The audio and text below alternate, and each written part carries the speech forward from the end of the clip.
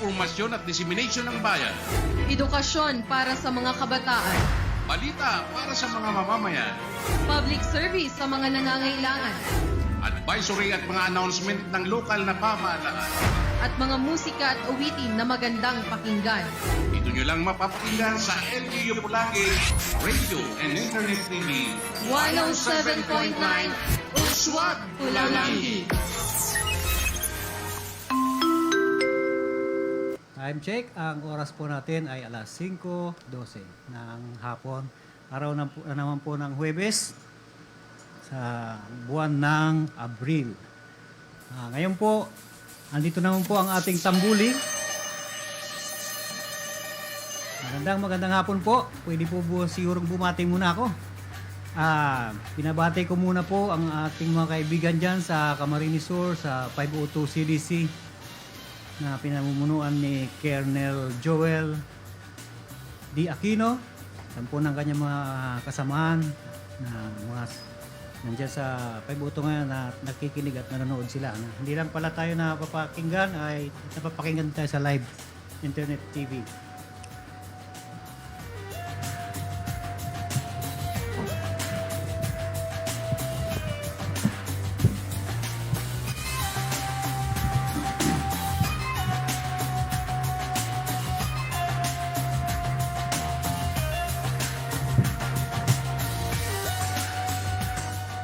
Magandang hapon din po kay Master Sergeant Reynera, Sergeant Chavez, Sergeant Liao, Staff Sergeant Taoknon at Sergeant Salvo dito sa Polangui na ating mga kaibigan dyan at nakikinig sila ngayon. Ang atin pong tatalakayin ngayon sa Tambuli, nandito naman tayo sa Tambuli, Talakayan ng Mamamayan, Balitaan, Ugnayan sa Lipunan. Dito lang po sa 107.9 LGU Polangui. Radio, Internet TV. Magandang hapon po.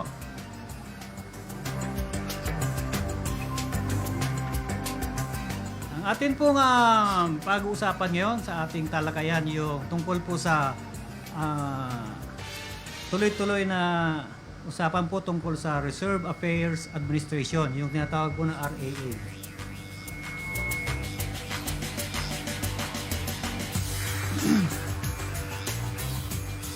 Nakapapaloob po dito ay yung paano maging ma-source, ano ang source na para maging reservist, paano sila enlistment with rank, paano sila magkaroon ng ADT, reservist ADT, active duty training, reservist career development specialization, reservist promotion system, sa designation of reservist unit commanders, assignment and reassignment of the reservist.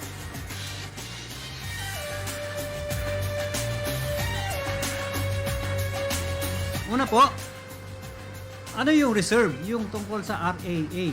Yung RAA po, yung ang reserve, ang R po ay nangungulugan ng reserve. Ibig sabihin, the military forces of a country but not directly in the field for combat action but later for decisive use. Hindi po sila yung mga pangsabak natin sa gera. Iba po ang gera na sinasabakan nila.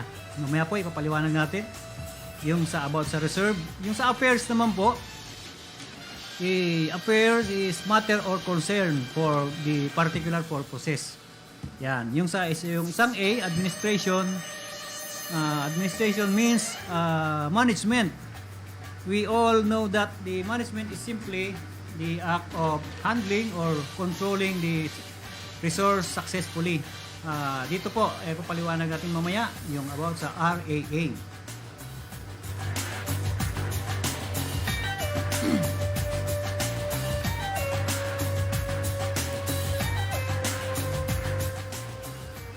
Una po, ang palaging tinatanong sa atin, ano ang source ng reservist?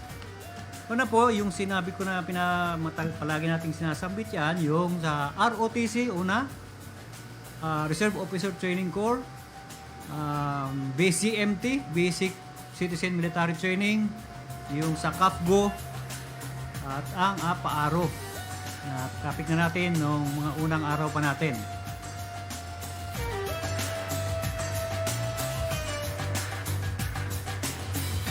About sa enlistment po, ito po yung mga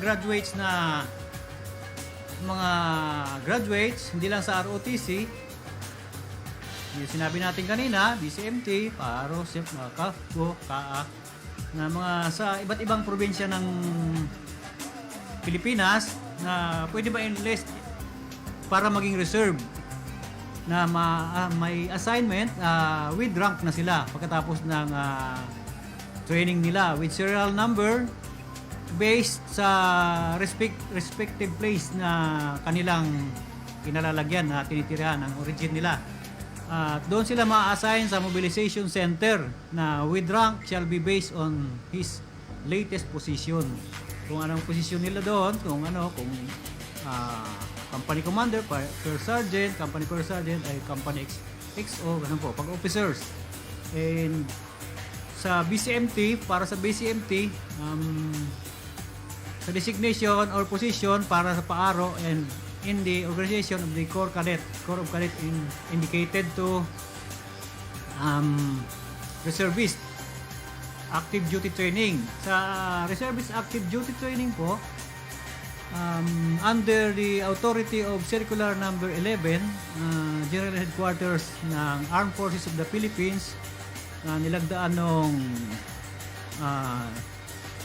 05 June 1991. Yun po sila yung mga all commissioned officers na sinasabi. Sila po yung reservist na pwedeng mag-conduct ng active duty training. Yung mga all commissioned officers, qualified instructors in the CAT, from CAT, ROTC program. Pwede sila maging instructor pagka-graduate nila ng ADT. Instructor sa mga different universities, ROTC units dito sa ating Bicol region. Tapos yung all inactive enlisted reservists natin. Yung mga aktibo na enlisted reservists, galing sila sa ROTC, graduate na ng college. Yung tinatawag na hindi pa sila graduate ng college, pwede sila magamit bilang instructor, yung tinatawag na GMA. Okay, graduate military assistant. Sila po pwede sila maging instructor sa mga ROTC units dito po sa buong Bicol. Tapos yung tinatawag po na CAD-TT. CAD Call to Active Duty Training of 30 days can be extended. Pwede sila ma-extend to include OGT training with regular troops or units officers. Pwede sila na mag-apply ng training kasabay yung mga regular troops natin na Philippine Army, hindi lang Philippine Army, buong AFP. Lahat po sila, meron din sila mga reservists.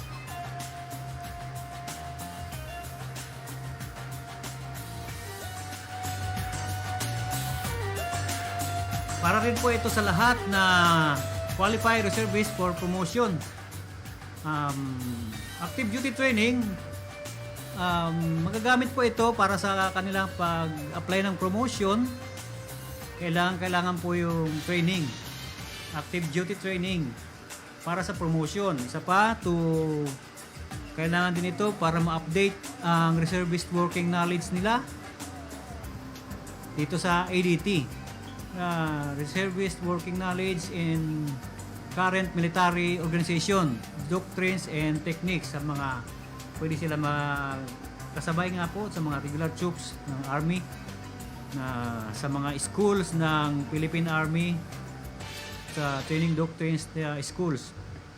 Ang ADT po ng active reservist shall be for a period of 30 days or more depending on the availability of funds. Siyempre sa pondo po ng AFP nanggagaling ang ginagastos sa kanila, ang SA, siyempre ang pagkain nila, yun po, uniform, na kung may uniform na issues.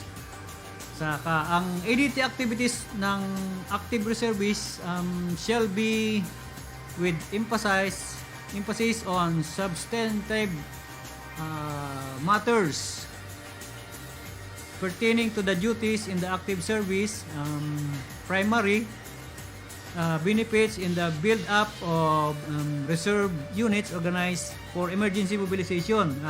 Dito po nila magagamit ang napag-aralan nila sa active duty training.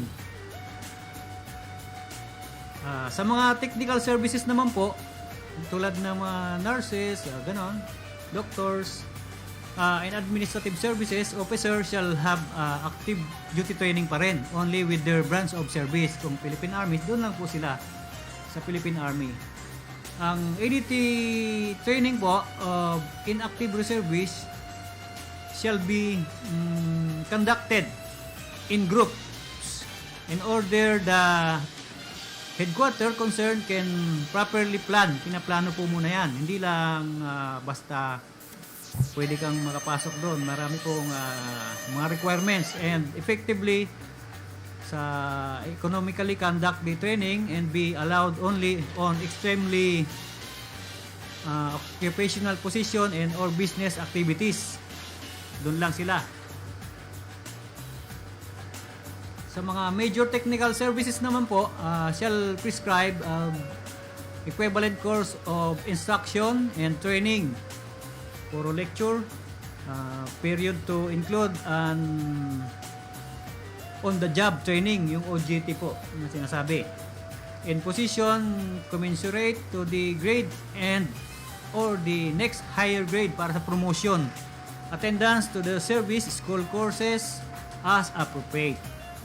Ang active duty training po, sa technical services officers, such as doctors, nurses, dentists, chaplains, mga lawyers natin, veterinarians, and other reservists who possess special capabilities and expertise, yung mga kanilang mga specialization nila, expertise nila, be utilized, magagamit to conduct appropriate civil military operation in the rural area for the rural development activities like the yung tinatawag na sa CMO, yung bloodletting. Siyempre, kung ano doon, yung mga doctors, dentist, nandun nagagamit po natin sila. Hindi lang po yan. Yung mga lawyers din po. Kanya-kanya pong mga expertise kung saan sila nararapat. Technical services, ang officers such as doctors, nasabi ko na po, nurses, dentists, chaplains, and other reservists who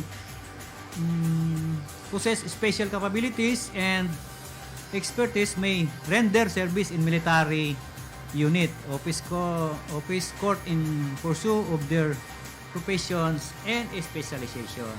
Gamit na gamit sila. Saka voluntary po talaga sila na lumalapit kahit hindi na natin malamang kaagad nila. Talagang voluntary sila na lumalapit para makatulong, maibigay ang kanilang serbisyo.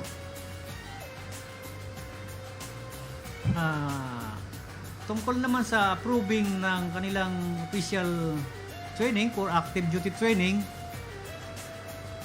dadaan po ito sa una sa the Deputy Chief of Staff for reservists and retirees. Doon po yan na opisina sa J10 as approving official in the active duty training of the following project, 3670 officers and officers commission under Presidential Decree 190. Ayun. Sa inactive reserve officers performing ng regular military duty po as enlisted personnel assigned with a major service. Bibigyan sila ng mga assignment. Inactive reservists whose active duty training will be in offices, yun, units of the general headquarters and are required by their branches, arm of service, and mobilization assignment. Kung saan po sila na the best na expertise nila, talagang dun sila. Sa commanders, na sa reserve po ito major service for all inactive reservists whose ADT is at major service, classification and their mobilization assignment. Commanders, area, yung mga battalion commanders, down, pababa, ng Philippine Army, Infantry Divisions, and equivalent units in the Philippine Air Force and Philippine Navy for all inactive reservists whose active duty training is at their area, command, division, classification, and their mobilization assignment. Meron po tayo dito sa Bicol.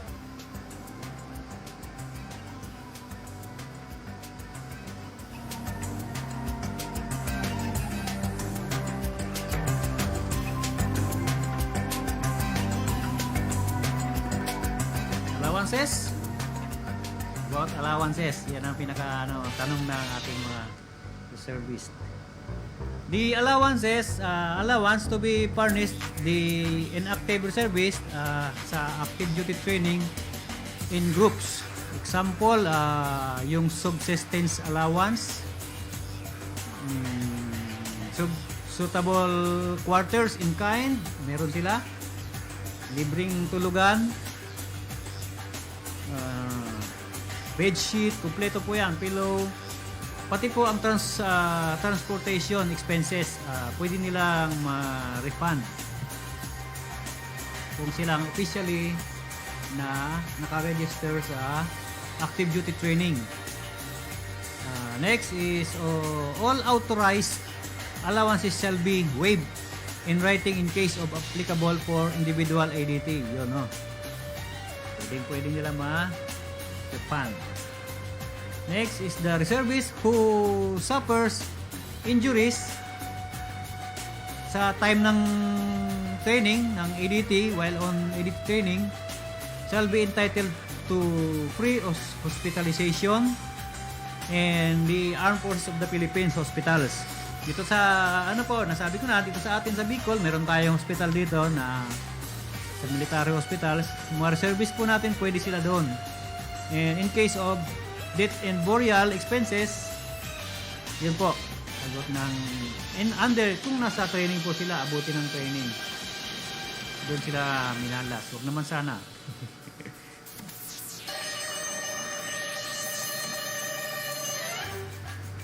Service active duty training, reserve officers advanced training, yung tinatawag na ROAT, through the active duty training, sila ang pwede mag-training. Reservist officers, yung advance, pwede sila mag-advance. Reservist officers pwedeng basic before the advanced training, yung tinatawag na ROBT, sa pamagitan ng active duty training. Doon sila makakatake ng basic or advanced course para magamit na rin nila ito sa pag-file nila ng promotion for the next higher grade rank.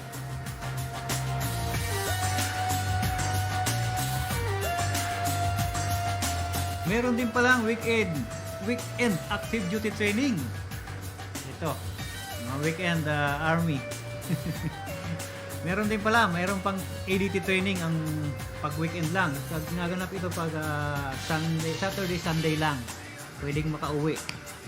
Yung mga malalapit, nakaka-uwi. Kung malayo ka, stay ka lang doon sa barracks. Para hindi magastos. Meron naman pong individual active duty training, IADT.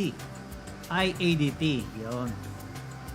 Pwede rin itong ganapin dito lang sa atin dito sa 5th RCDG. Pwede sila mag-conduct na dyan, basta galing approve ng taas.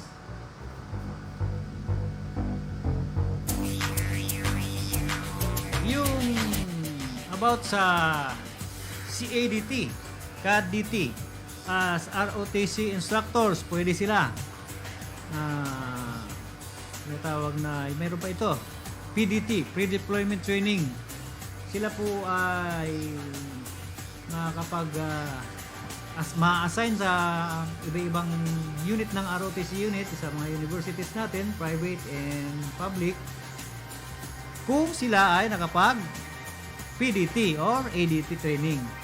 Hindi po sila makakapasok na basta-basta sabihin nila, ako gusto ko mag-training, mag-turo. Marami akong alam.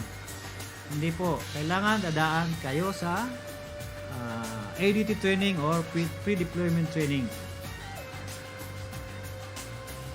para mahasa.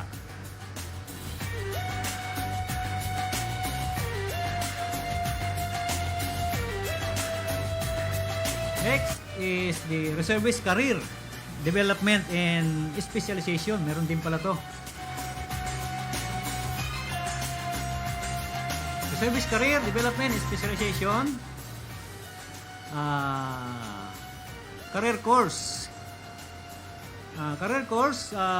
This is the course required for the career progression such basic, advanced, yun na, yung mga nabanggit natin kanina, etc. which provides ready apus. Yan po yung career course. Sa non-resident career course, NRCC, is the course offered by Philippine Army Service School excuse me, to junior and company grade reserve officer in preparation to assume the position as company battalion commander or brigade staff of the reserve force. Meron tayong mga kilala dyan, yung mga naging battalion commander ng Kamsur, si magandang hapon po kay Colonel Serrano, Batcom ng 502nd RIBN. Sa next. Yan, ito rin po ay may mga corresponding courses. Course which shall be taken by correspondence except in operation module, and CPX will join the regular force. Sila ay kasabay. Kasama ng mga regular forces sa training. Kaya talagang yung nasa call to active duty sila. Kung nasa schooling sila, reservist ka, hindi ka regular, kung ano po ang sinasahod ng regular na sundalo ng time na yon na na-call to active duty ka, halimbawa sarento ka, yung sinasahod ng sarento or officer ka o lieutenant colonel ka, yun din ang sasahodin mo sa loob ng kung ilang training, ilang months yun, o 4 months yun. Yun po ang inyong tatanggap bukod sa mga allowances at uniforms kung mayroon.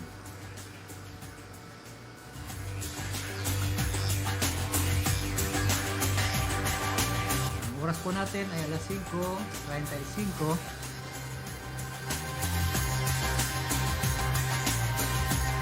Sa resident career course naman po, NRCC is mandatory. Mandatory pala to for promotion or adjustment of rank. Kailangan talaga. Kung gusto mong ma-promote, marami pong tatanong na gusto kong paano ko ma-promote. Yun po pala. Pwede sa mga, ito ang policy sa non-resident career course is mandatory pala for promotion or for the adjustment of rank. Kailangan talaga yung ADT training.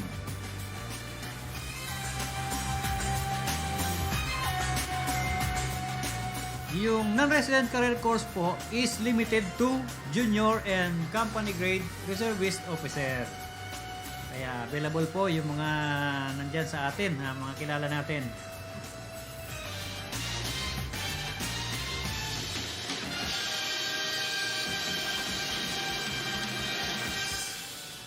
Sa selection and admission for the residency module ng non-residence career course on residency module of the course are authorized to receive, ayun, sabi na natin kanina, authorized to receive the allowances entitled for reservists. And the non-attendance to NRCC will not qualify for graduation. Ayun lang. Di ba? Kung hindi ka mag-attend, yun, tama nga naman.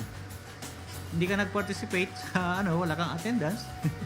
Hindi ka man sasama sa graduation. Anong natutunan mo?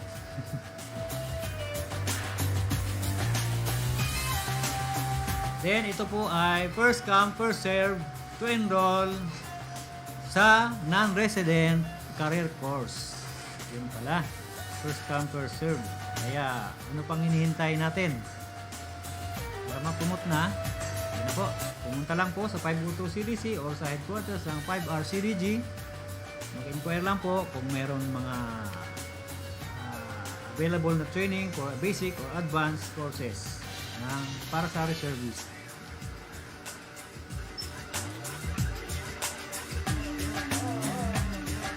Policies. All must take entrance examination. Meron extra entrance examination. Yun. All reservist student must finish the course within 2 years or else will be declared failure. Yun. Talagang kailangang masunod. 2 years. Excuse me. Students who failed twice will not assume any position in the RRU. Only graduates takes priority. Yung mga nag-graduate, siyempre nakatapos sila. Yung pala na failure to assume any position, yung mga fail na hindi nakapasan, hindi nila natapos, yun po. Isang dagdag kaalaman po ito. Ngayon, nakikinig po, marami po nakikinig sa atin ngayon na text, hindi ko sila po yung sagot. Mamaya po. Only the Philippine Army Service School are authorized to conduct. Yun, doon po sa TREDOC.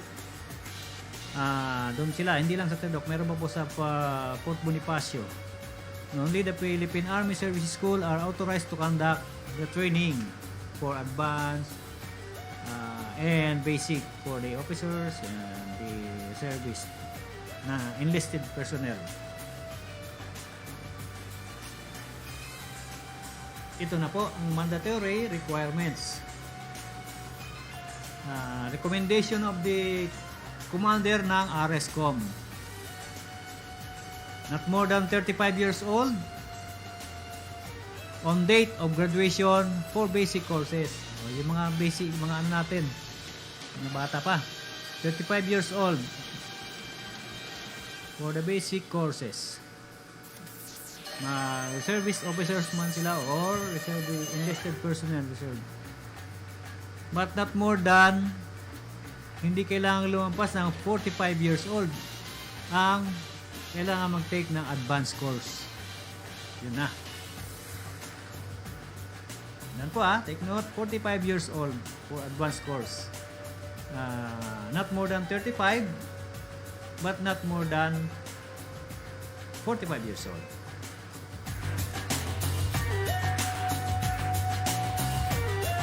Kailangan lang po kumpletuhin ang mga sumusunod. 6 months or more of effective service sa service na in military service or reserve. Tapos ang active duty training requirements in grade by rank po. Then kailangan matapos ang number of basic career course to qualify in the next course, yung advanced career course po. Kailangan makadaan ka muna sa basic before ka maka-take ng advanced course para sa promotion o position. Siyempre, kailangan maipasa ang examination.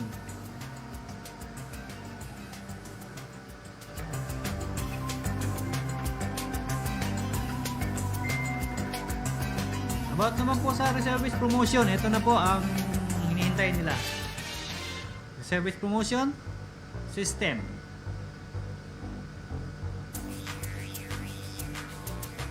For the reserve officer of the Armed Forces of the Philippines, those individual who were commissioned in the Reserve Force of the Armed Forces of the Philippines, including the former member of the defunct Philippine Constabulary, yung sa PC, who applied for change of branch of service in the Philippine Army, pursuant to their headquarters letter directive noong dated June 6, 1996.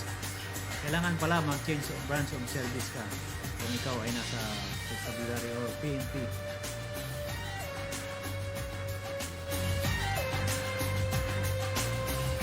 Ito na po ang policies and guidelines for promotion and qualification. Kailangan ang time and grade. Time and grade para sa second lieutenant for the reserve force, reserve officers, kailangan mabuno mo yung 3 years.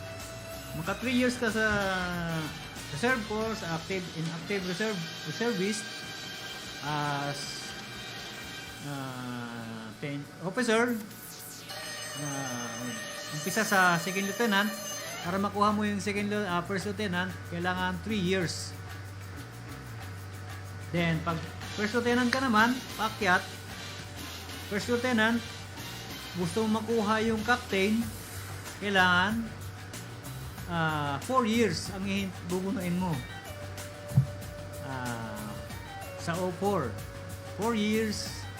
Then pag captain ka naman, as reserve officer, 6 years. Yung matagal-tagal. Pareho din po yan sa sa active regular force. Then kung major naman ang rank mo naman po, kailangan 7 years as para maging lieutenant colonel of the Armed Forces of the Philippine Army Reserve. Then ito na ang mas mabilis. Ang lieutenant colonel, kailangan mo 2 years para maging full-fledged colonel ka. 2 years. 2 years as colonel. Sa time and grade po yun. Sa career course naman, kung mabasihan, kailangan commission para maging second lieutenant. Tapos may pre-entry, pre-commission course. Sunod, career ko sa course, basic course, advanced course. Sunod-sunod na po yung paakyat. Then, para sa officers po ito, CGSC course, CGSC, yung NRCC, sinabi na natin kanina, nabanggit na natin, NRCC, or MNSA, or equivalent masteral doctorate degree for the officers.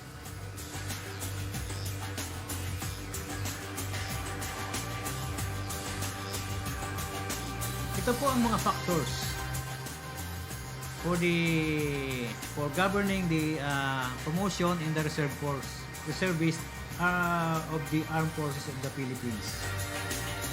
Number 1, qualification is the ability and performance demonstrated by individual reservist. Kung anong kakayahan mo, pakita mo na yung best. Kailangan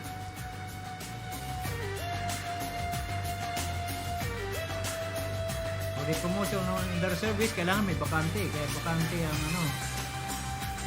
vacancies which occur within the prescribed service reserve force structure of the Philippine Army, consistent with the existing TOE and reserve force manpower requirement. Ayan po, factors. Note po, the reservist assigned to the reserve force shall have priority in the rank adjustment. Sila po ang priority sa rank adjustment. Basta ano po yung tackle natin na una, yung mga advanced courses, ADT. Ayun po, wala nang problema sa paakyat sa ranggo.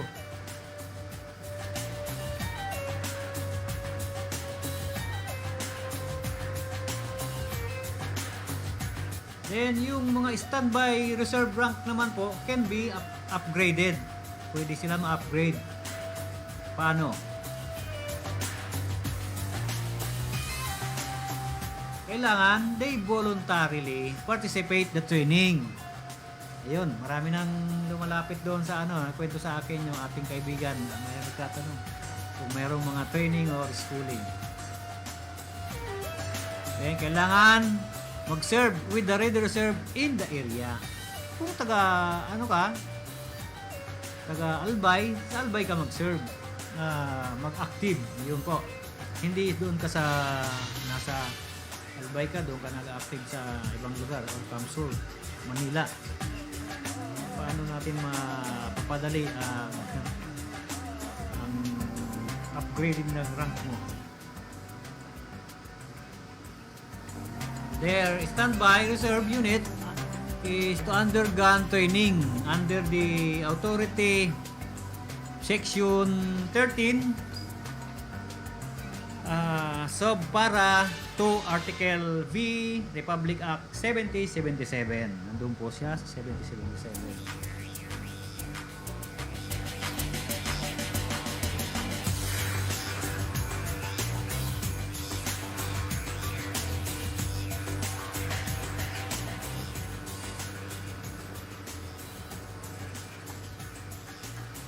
Other criteria for promotion, meron pa. Wait na po. The promotion cycle should be observed per year. Yearly pala to. Each promotion cycle commence on 01 January of each year and it end of 31 December of the calendar year. 1 year talaga. From January to December. Yan po ang criteria for promotion. Then the reservist officer eligible for promotion should obtain satisfactory rating in his OER rendered by his reserve unit commander.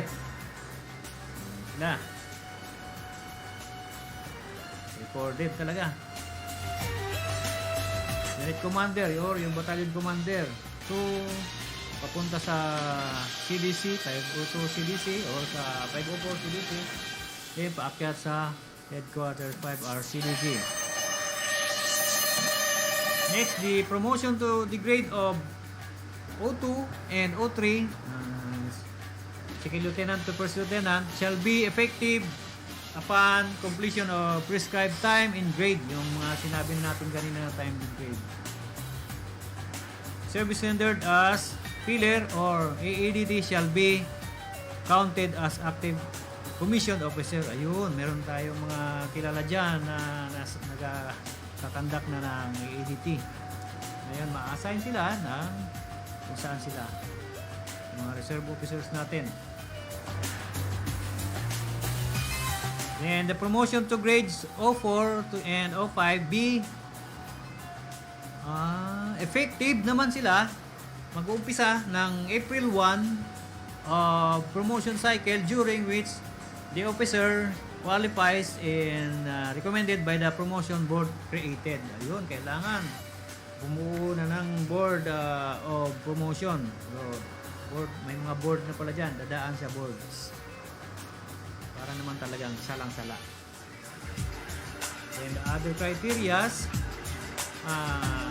kailangan nominated sila to grade O6 and above, pataas. So pupunta ng major up to colonel, shall be by the president when Congress is in session, shall take effect upon approval by the president.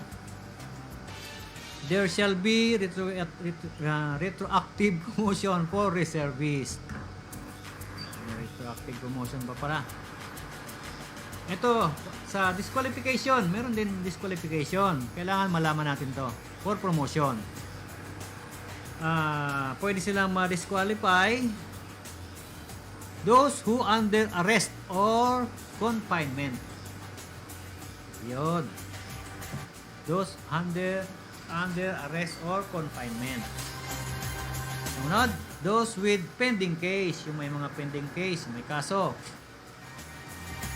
Those facing administrative cases.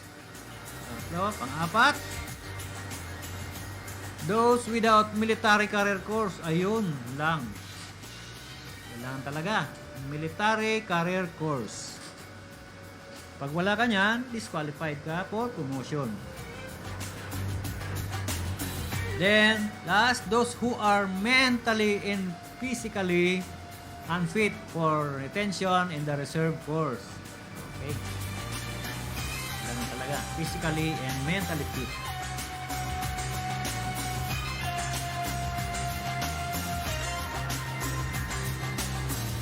Lastly, ang requirements for promotion under the Executive 138 Section 68. Ito na ang mga kailangan, requirements. Ito po. SOI, Summary of Information. Next is the appointment and latest promotion order. Kailangan yan. Parang ito na yung table of contents ata. OER. Order of reservist, reserve unit assignment, and designation. Kung anong Alpha, Bravo, Charlie, kung saan ka na-assign, saka kung anong yung designation ng reserve officers nito. And physical examination in any AFP hospital. Maging government hospital man po ito. Tapos, yung report of medical history, report of medical examination, and dental records. Yan po ang mga requirements. May dalawa pa. Ito pa yung command clearance certificate. Requirements to be submitted. Ang PHS, personal history, mayor's clearance, police clearance, barangay, RTC, NBI clearance, and PBI. Lahat po ay original. Last is the Certificate of Active Participation in Local Government Projects and Activities. Po, 1, 2, 3, 4, 5, 6, 7, 8 po lahat. Kung di po nakuha, maaari po kayong pumunta sa mga Community Defense Center ng 504 CDC Albay or sa 502 CDC. Yan lang po sa loob ng Camp Martiliana, Pili, Camarinesor, under the supervision of Colonel Joel D. Aquino, the CDC Director of the 502 CDC.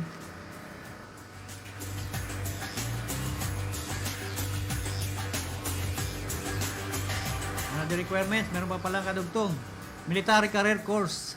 Military's Basic and Advanced, General Order, and Diploma. Yung pa. Nandun na yung serial number. Certification, Declaration of Graduates. Okay. Certificate of Employment, Awards, Decorations, and Postcard Size Picture in Uniform without cap. Yung kung may video ba yun? Trailer pot. Video yata. Or Goa Green, sinasabi. Note, requirements for Lieutenant Colonel to Colonel must be in 7 copies with while the Second Lieutenant to Major in 3 copies. Mas marami yung sa Lieutenant Colonel to Colonel. Okay po.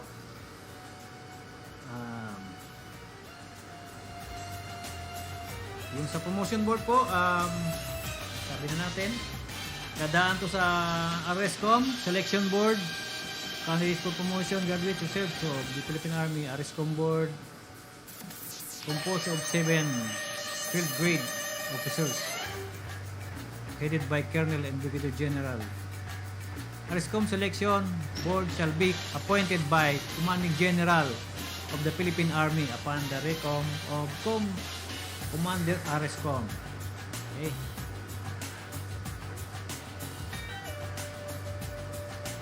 Kulang na po tayo sa oras. Ang oras po ay alas 5. 3 minutes na lang po ang nalalabi sa atin. Babatiin ko muna po ang ating mga tagapakinig at taga-subaybay nanonood sa IP page natin, si Sir Buboy Valdisco. Magandang hapon po, Melvin Rodolio. Good afternoon po. Meron pa, hindi natin napakarami. Again po, Mr. Reynera, Master Sergeant and Sergeant Chavez, Sergeant Yao, Sergeant Tuwagnon, Sergeant Salvo at ang Rapalio family sa San Vicente, sakang ating kaibigan dyan, lalo na ang ating Kuya Aron. Namiss namin si Kuya Aron, hindi namin nakasama nga atin ngayon ang ating Kuya Aron. Magandang hapon po. Sa loob po ng isang oras na ating talakayan, ating dagdag kaalaman about sa RAA.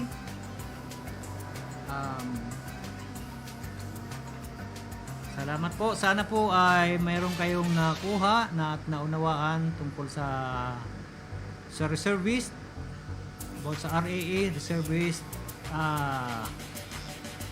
Reserve Affairs Administration. Kung mayroon pong gusto, mga interesado po, pumunta lang po sa mga sinabi kong CDCs o sa 5th RCDG. Magandang hapon po sa ating lahat. Magandang gabi. Ano rin. Pagpalain po tayo ng may kapal. Maraming salamat po.